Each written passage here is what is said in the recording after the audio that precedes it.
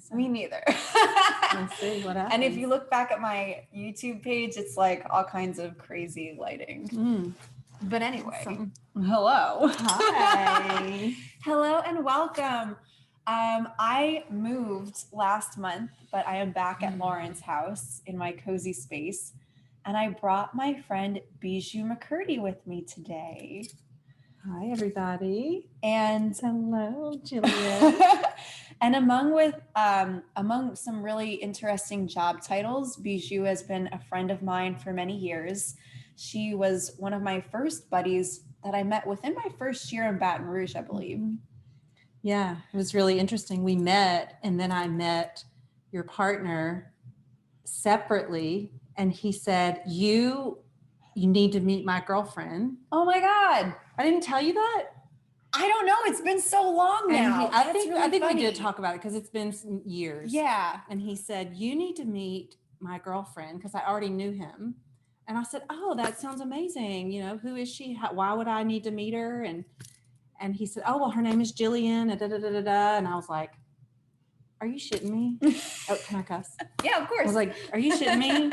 I already know her. And so that was just a divine reflection of our cosmic connection. So that's awesome. And I heated up Lauren's old coffee from this morning. So I'm going to go ahead and grab that before we get deep into our conversation.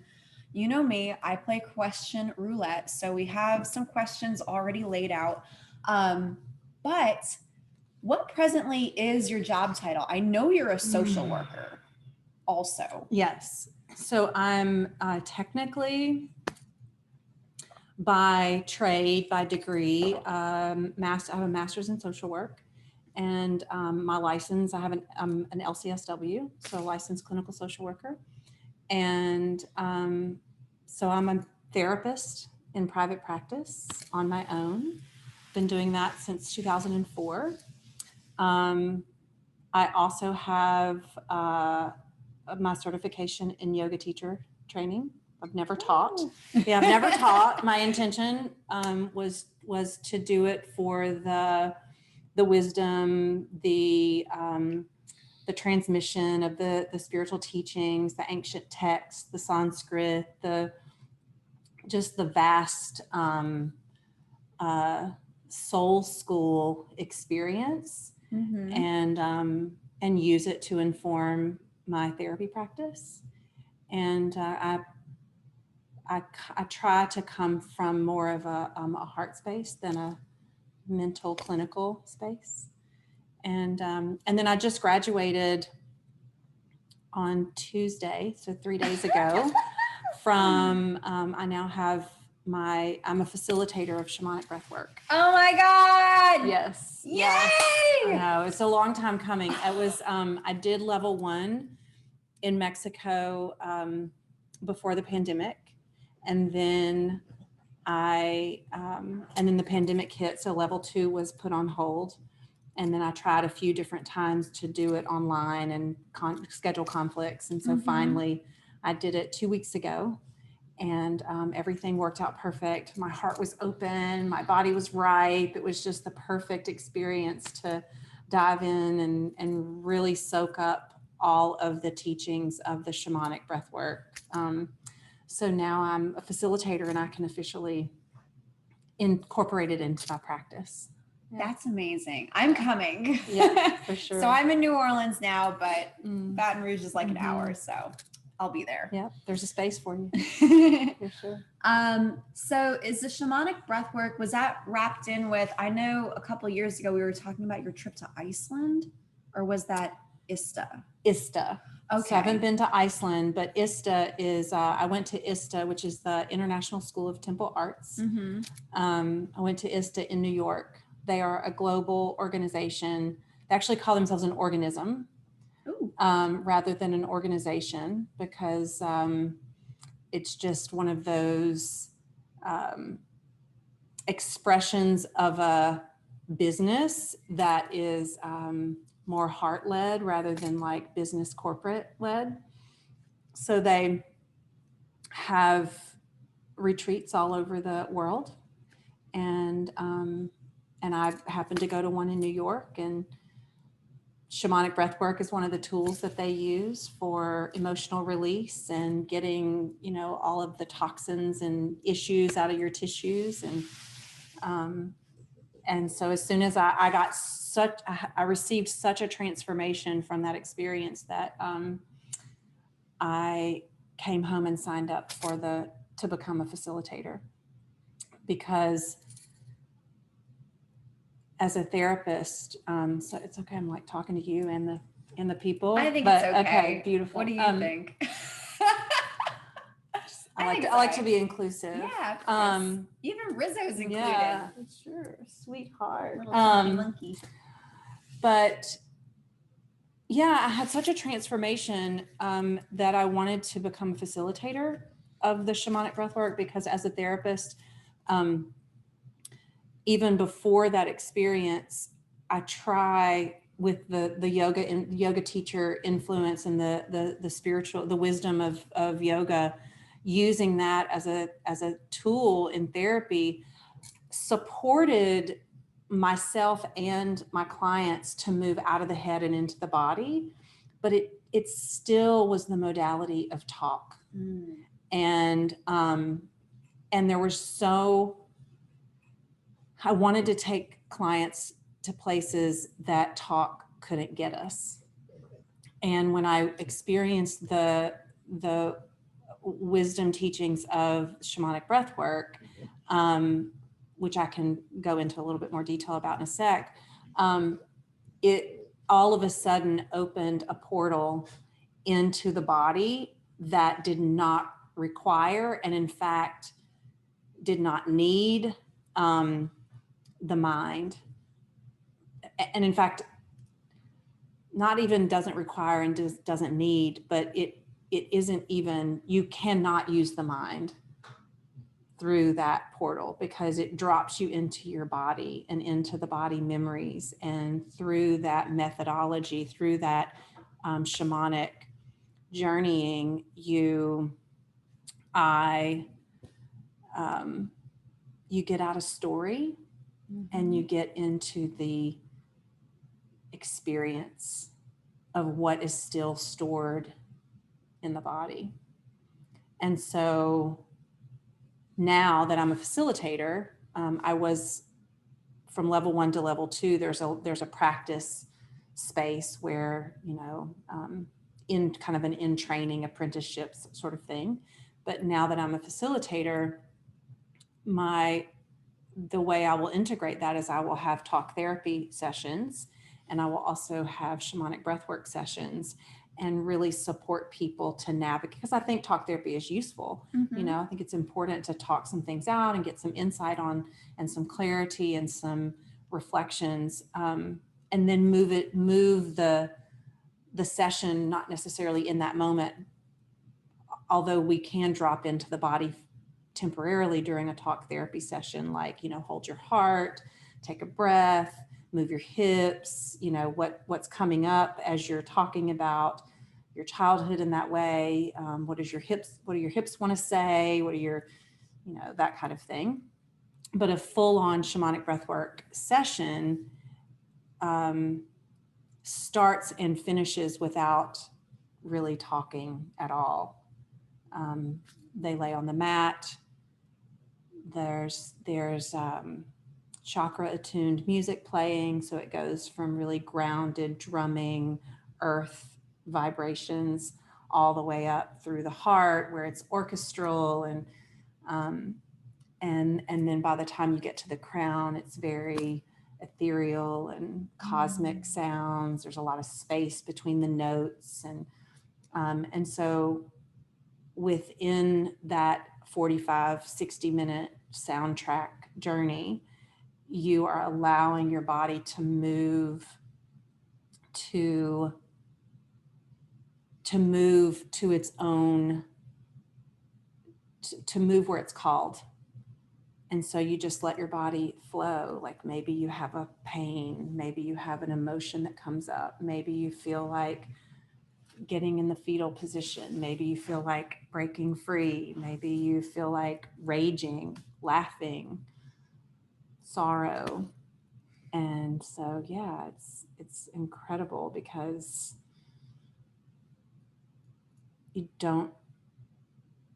you're not relying on the mind to define what's happening. So it's the opposite. You're allowing the body to expand into what's happening.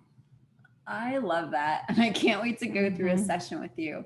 I actually spent my entire morning training my social workers doing it's a workshop called trauma recovery for the mind and body. Wow. And so we use our somatic tools, but we don't get to go into woo-woo world too much because it's continuing education credits for them. So, yeah. But that sounds so lovely. It healed me. I mean, personally, yeah. I've had so much personal transformation. So I went 2 years ago. It's been next month, it'll be 2 years since I first experienced shamanic breathwork at ISTA.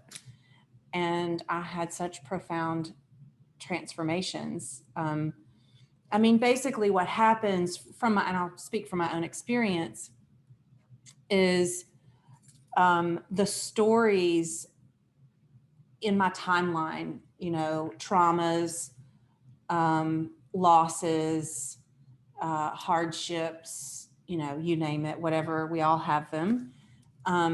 When they come up, there is not it doesn't have power over me anymore. It's not alive in my body where I have a reaction or a constriction or sorrow. I mean, I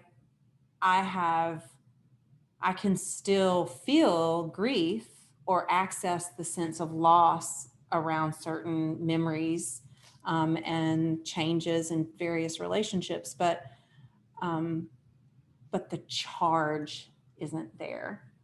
So I have freedom. So I'm free. Yeah. That's super cool. Yeah, it's amazing. Yoga was one of my pathways to healing. And I may have shared with you at some point, but I didn't realize that I had, or that I was so affected by post-traumatic stress. It's no longer called PTSD. We dropped the D.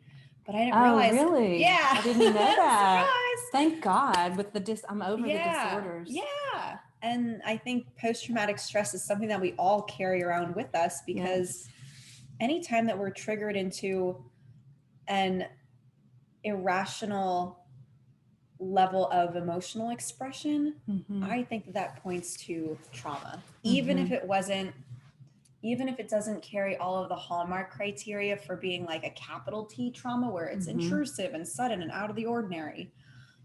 Little T traumas can, they take their toll, and, traumas alter the brain.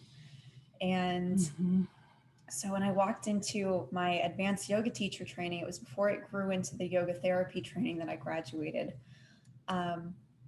We had a brilliant teacher named Dr. Chris Walling, who was there to do all of our nervous system modules. And he had passed out ahead of time a PTSD at the time symptoms questionnaire. And I was a dead ringer for maybe not every single one out of 40, but definitely 38 to 39 of them.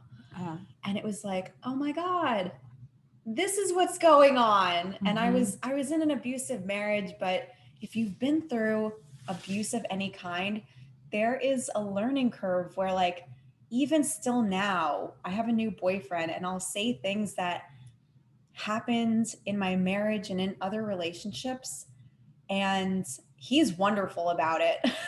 But there's a moment where you're like, oh, that's not normal. That definitely wasn't okay. But when you're in it, you don't necessarily know the difference between what is healthy and unhealthy, what's normal for you versus what's normal in a healthy relationship.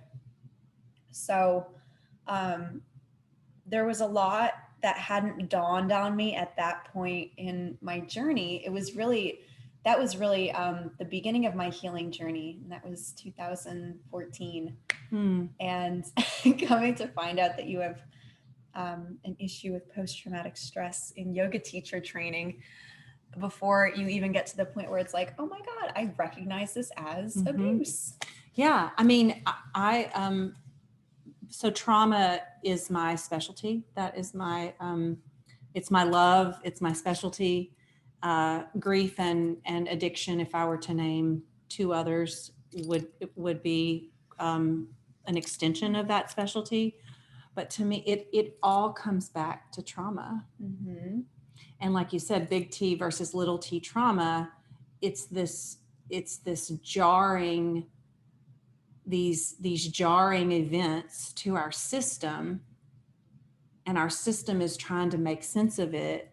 And then we create mechanisms and skill sets to, like, you know, grow around, like a tree growing around a fence or something. And that's just how we end up getting shaped, and trying to relate in that unnatural shape is makes an impact on the relationship, you know, with ourselves or others or whatever. I like that. I really like that analogy. I haven't heard it, but I'm going to use it. Yeah, use it, please.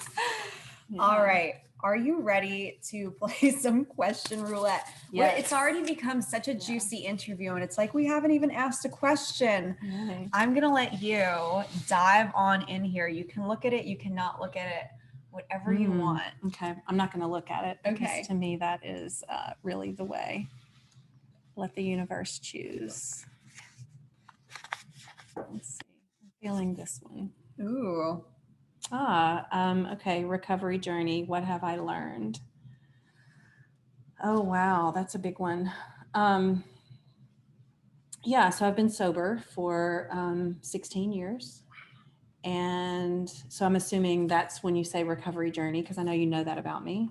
I do know that about you, and that is what I mean. suggested. Okay. Bijou and I have been alongside one another in our 12-step journeys. Yes. Mine for a much shorter period of time through CODA, which is a sister program to AA and NA for codependency, surprise, and also in Al-Anon, which is for friends and family. Yeah, absolutely. So I've, so yeah, it's a big question. In fact, it's, how do I answer?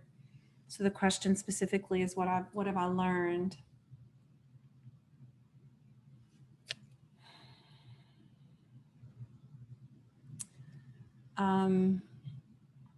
So I will kind of build it first by saying I have been sober for 16 years. I chose to get sober off of drugs and alcohol in January of 2005 because I was drinking and driving so much that I thought I knew that if I didn't make a decision, if I didn't change, I was going to kill myself, my children, or someone else in a car accident from drinking and driving. And I had gotten in a wreck when I was by myself that did not involve another car and didn't remember it. And so that was actually the catalyst that kind of woke me up. And so I was so frightened that I called a friend, told my parents, kind of really like put it all out there, and went to a meeting on a Friday and picked up a desire chip. And someone suggested that I do 90 meetings in 90 days. And I did about 200 meetings in 90 days because I was so scared. I had tried to, like, you know, how you, I don't know if this has been your experience in any way, but like waking up and knowing that I don't want to live this way. And so making a commitment for that day or for that week or the next few days or whatever, and always failing, always going back to the drink, always going back to the drug, whatever. And so I was afraid of my own self. And so that's why my insurance, so to speak, was like just to cling to the 12 steps for every day, multiple times a day. And so I haven't had to pick up another desire chip. I haven't picked up a drink. I haven't picked up a drug. And since I picked up that first desire chip, because I was so serious about it. And so what have I learned? I mean,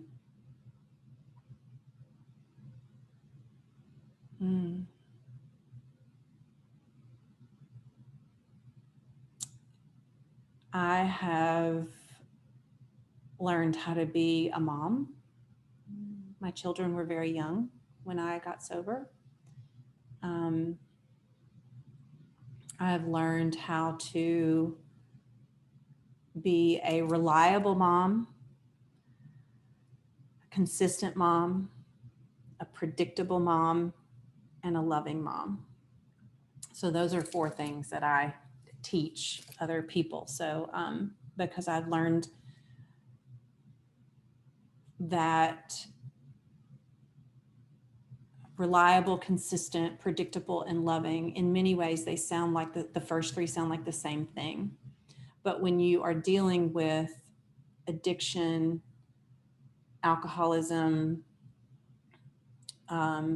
abusive relationships, traumatic repair, behaviors, reactions, skills from all of that, from that trauma, wildness, chaos is really the kind of the baseline. And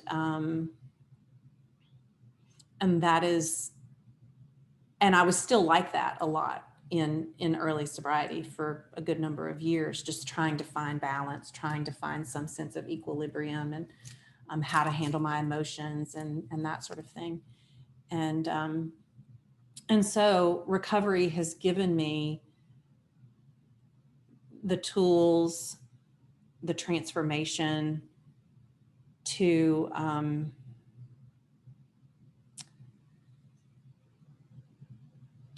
show up as consistent, as reliable, as predictable, and as loving as I can, to get out of my own way.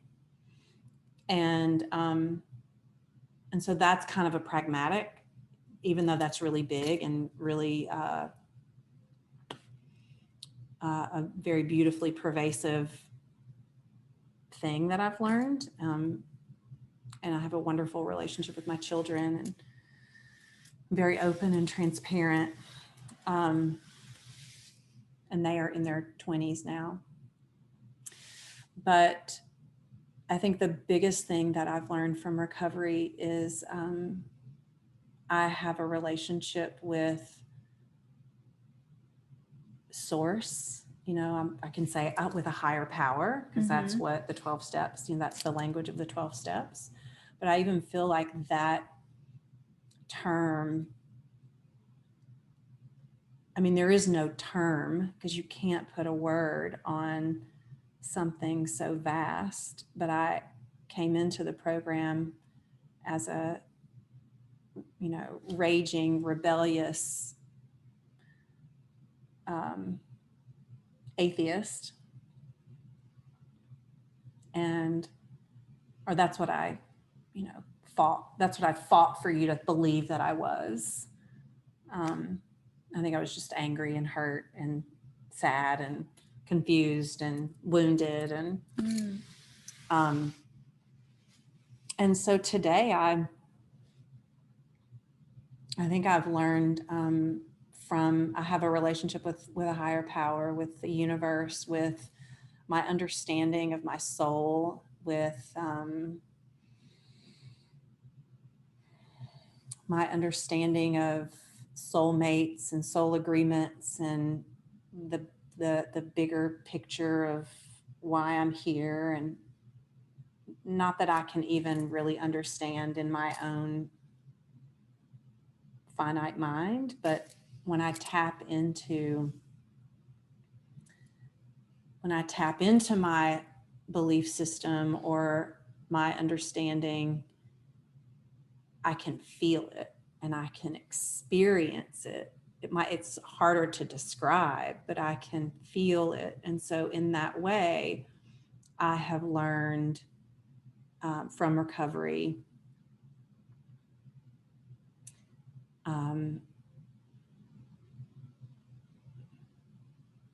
the progression of it was I learned acceptance.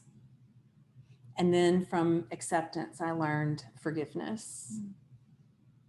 And then from forgiveness, I understand that it's really about grace. Like there's nothing to forgive. There's nothing to accept. It's just like becoming, how do I get my own self out of the way? How do I get my wounds out of the way, my expectations, my disappointments, my pointing fingers, how do I get all that out of the way so that I can really just be my soul, like playing in this body, with people and, jewelry and experiences and so joy, grace, joy, peace, all of that. So everything I have in my life is because I chose to get sober in January of 2005. Mm-hmm. Oh, that's pretty amazing. There's nothing that inspires me more than hearing stories such as so many that you have. Seeing people on a recovery journey is just incredible. And there was something that you had said early on when we had first started discussing this question. You asked if I had an experience that related to you're doing 200 meetings in 90 days instead of the 90 in 90 days. But I'm sure you know my sponsor. We can talk about that offline. I'm sure you know him. He's awesome. But I think it was he and I were on a phone call at the beginning of quarantine, and I'm in a panic because they've shut everything down. And I'm like, I put all of this energy and time into my recovery, and like, what if everything just falls apart? Like, there's no Al-Anon meeting, there's no CODA meeting, and like, they're online, but like, it's not the same. It's not the same, and not all of them were like up and running. And I sat there and I did some quick math with him on the phone. I'm like, I spend this many hours in meetings and this many hours at church and this many hours engaging with music and this many hours walking the lakes and connecting with nature.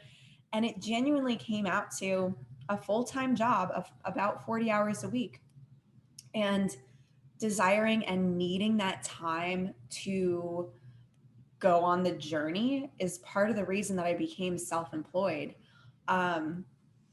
I had quit my job as a public school teacher. I was a public school librarian before I moved from New Jersey to Louisiana. And I was so exhausted from trying to keep trauma symptoms at bay, trying to keep my mental health, what little I had left, that reservoir of positive emotion and psychological capital had evaporated over the 4 additional years I spent in an abusive marriage after the big trauma. And I had nothing left. So I ended up quitting my job, and I worked so minimally. I had just enough energy. And then after leaving my ex-husband, I had a year where I quit and did almost nothing. I had another year where I was still no longer employed as a public school teacher. And I had just enough energy to like get out of bed, go work for a couple hours a week. I was an adjunct professor, and then go home and get back in bed. And it was consuming every ounce of energy I had. So one of my big decisions came in first leaving the marriage. I think for the first time I had experienced someone's deep love of me, and that was a huge catalyst. It was almost like having this buffer around you. It's like, all right, I gotta try. And another one of my big decisions was to move out of state. I wanted to, sever is such a severe word, but I wanted to have the opportunity to not play the role that I had always played, to not rest heavily into my personality as people knew me at home, because there was a lot that had to die off. I couldn't see all of it, but I knew that there was a lot that had to die off. So the reinvention and the excavation had to occur. And so the big blessing in moving here was that from New Jersey to Louisiana, it became very livable. I no longer had to use a lot of my energy trying to make enough money to live a regular life. I could do the roommate thing. I could do part-time employment and still tread water and be okay and be able to devote the vast majority of my time to the healing work and to being able to rest enough to make the progress I wanted to make. So anyway, I sidetracked, but I was on the phone with, Not really. Yeah, we're somewhere. But anyway, I was on the phone with my sponsor, kind of reiterating all of the energy I put into upkeep and doing it perfectly and doing it without relapses. Because once I was out of relationships, there was a lot more energy, where I wasn't trying to placate and take some of my bad habits with me. And I was so afraid that I would go backwards if I didn't have all 40 of those hours accounted for. And so that obsession and that perfectionism showed up where I was at home. I wrote 4 books during quarantine. Oh my gosh. But part of it was like, if I can't be at the Al-Anon, if I can't be at the Coda, I still have to get it out, get it off me, get it out. And I was talking to my sponsor. He's like, "You're gonna be fine." He's like, "I see where you are. You're gonna be fine. We're still gonna meet up with our masks." Yeah. But or virtually. That happened a lot. Virtually, yes. No, we met up. We didn't wear a mask. We were outside.